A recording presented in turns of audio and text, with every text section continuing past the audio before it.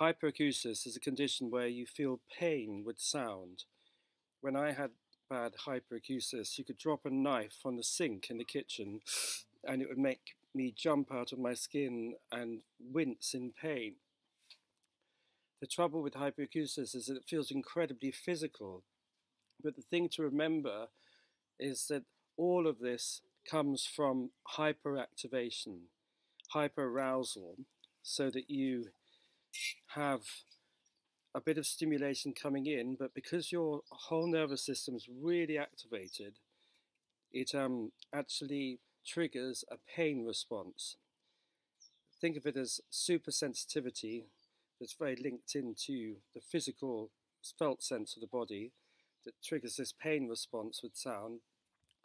And very much like tinnitus, one of the best ways of helping hyperacusis settle is to have cranial work where you have hands-on contact around the temporal bones, and this helps it's a very, very gentle, soothing contact, and it helps the shaky, trembly nervousness of the tissues, the hyper alertness, the hypervigilance that's there in the system, feel safe and settle over a period of time. And we're talking maybe having a hand contact there for 10 or 15 minutes.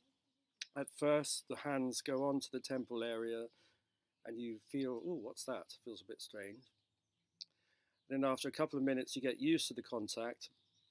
And then after a while, you can feel floatiness, you can feel fluidity, you can feel a sense of expansion, or you can feel a very deep settling as the tissues go calm and clear. And this can help the physical structures surrounding tinnitus and hyperacusis soften and relax. And it can help the nervous activation of the central nervous system switch off. So you're no longer intensely monitoring the noise. You can feel the noise calming down and soothing so that everything becomes much less reactive. In clinical practice, I find that hyperacusis backs off quite quickly. Quite often it backs off before the tinnitus does. So even though it can be a very unpleasant symptom, it can be very temporary. And for anybody that has hyperacusis, the same conditions are recommended, the same treatment plans recommended. I think it's a very good idea to have a weekly craniosacral therapy, so one session a week. And I also recommend doing some body-based practice to help soothe yourself and settle your nervous system. Remember, when the nervous system feels safe and calm, and you drop back into a state of well-being, then all this reactivity backs off. So it's not just distracting your mind off the pain or the tinnitus, it's helping your whole nervous system state change back into a state of calm and well-being. And if you go and see a practitioner that helps drop you into that state, it's going to happen much, much more readily.